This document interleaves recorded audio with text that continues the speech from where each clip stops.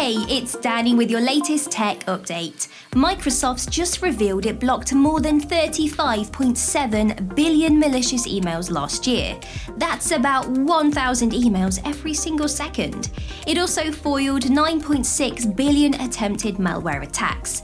This is where cybercriminals try to fool you into clicking a link that installs malicious software on your device or network. Plus, it blocked 25.6 billion attempts at getting into accounts by simply guessing the login details.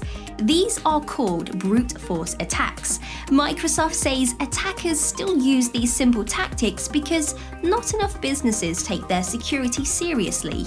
So, how can you best protect your business? There are so many protections.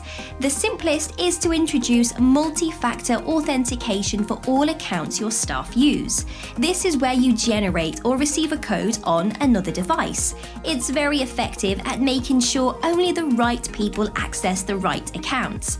Need a hand setting it up? Just get in touch. That's your tech update. More next week.